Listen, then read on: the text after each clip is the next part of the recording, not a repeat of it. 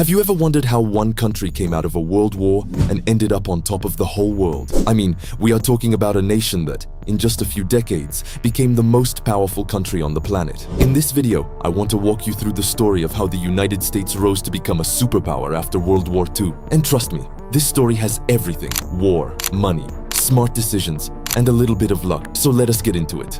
It is 1945. World War II just ended. Europe is a mess. Cities are destroyed, people are starving, and governments are broken. Japan is in ruins too. The whole world is tired and damaged. But then you look at the United States, and something very different is happening there. America did not fight the war on its own land. No bombs fell on New York, no tanks rolled through Texas. The factories, the farms, the roads, all of that was still standing and working perfectly. While other countries were trying to survive, America was already in a position to grow. And here is something most people do not think about. The war actually made America richer. During the war years, American factories were running day and night making weapons, ships, planes, and supplies. Millions of people who had no jobs during the Great Depression suddenly had work. The economy was booming like never before. Now here is where America made one of the smartest moves in history. After the war, Europe needed help rebuilding, and America said, "We will help you." This was called the Marshall Plan, named after Secretary of State George Marshall. From 1948 to 1952, the US sent about $13 billion to help rebuild Western Europe. Now some people ask, why would America give so much money away? Was it just kindness? Well, partly yes, but also partly smart strategy. You see, after the war, a new threat was growing: the Soviet Union and communism. America knew that poor and desperate countries might turn to communism. So by helping Europe get back on its feet, America was also making sure those countries stayed friendly and stayed in America's corner. And guess what happened? It worked. Europe rebuilt, trade started growing, and America became the center of the whole global economy. Every country that got help also started buying American goods, using American dollars, and following American leadership. We basically became the anchor of the free world. Let me tell you about another big move that most people overlook. In 1944, even before the war ended, world leaders came together in a small town in New Hampshire called Bretton Woods. And there, they made a decision that changed everything. They agreed that the US dollar would be the world's main currency. Think about what that means. Every country in the world doing business internationally had to use the American dollar. Oil, gold, trade deals, everything was priced in dollars. This gave America incredible power. We could print money, set financial rules, and the whole world had to follow along. No other country had that kind of control over the global economy. And this did not happen by accident. America had the strongest economy, the most gold, and the most trust at the time. Other countries were willing to go along because they needed stability after years of chaos. America offered that stability, and in return, we got a level of financial power that we still hold today. Now let us talk about military strength, because you cannot be a superpower without it. By the end of World War II, America had the largest and most powerful military the world had ever seen. We had nuclear weapons. And at that time, we were the only country that did. That alone changed the game completely. But America did not stop there. We built military bases around the world. We formed alliances like NATO, which brought together countries in Europe and North America under one defense agreement. The message was clear: if you are our friend, we will protect you.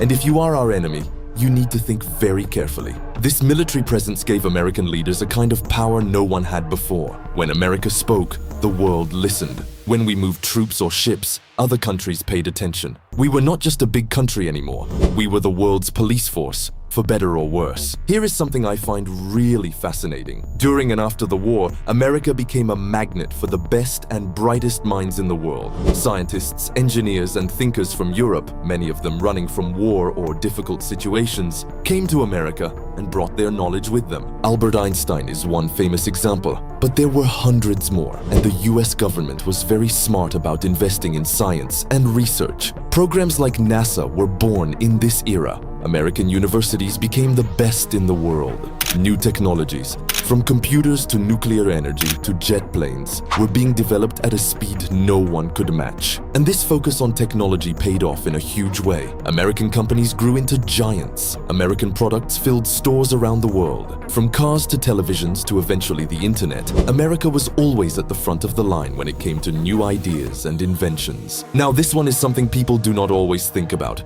but I believe it is just as important. Along with all the money and military power, America also spread its culture around the world. Hollywood movies, American music, blue jeans, Coca-Cola.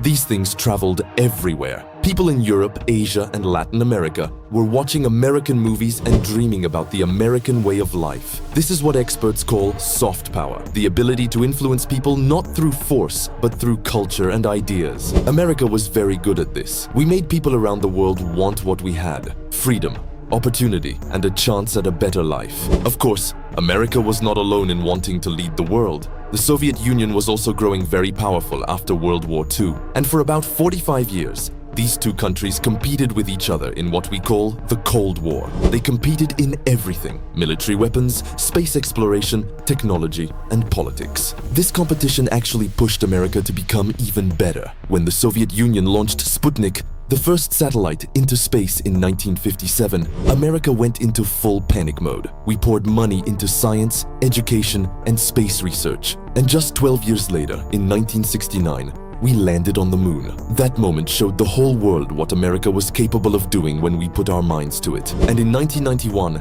the Soviet Union collapsed. Just like that, the main competition was gone. America was left as the world's only superpower. No other country came close to matching our military, our economy, or our global influence at that moment. We were at the very top of the world. How did America become a superpower after World War II? It was not one single thing. It was many things working together at the right time. We came out of the war with our land untouched and our economy strong. We made smart decisions like the Marshall Plan and the Bretton Woods Agreement. We built the most powerful military in history. We attracted the best minds from around the world. We spread our culture everywhere. And we competed hard against the Soviet Union until we came out on top. Now the world is changing again. New powers are rising. New challenges are coming. And the story of how nations rise and fall is always being written. But when we look back at what America built after World War II, we have to admit it was one of the most remarkable rises to power in all of human history. Thank you so much for watching. If you learned something today, please give this video a like and share it with someone who loves history. And if you have not subscribed yet, now is a great time to do it, so you can catch all our next videos. I will see you in the next one.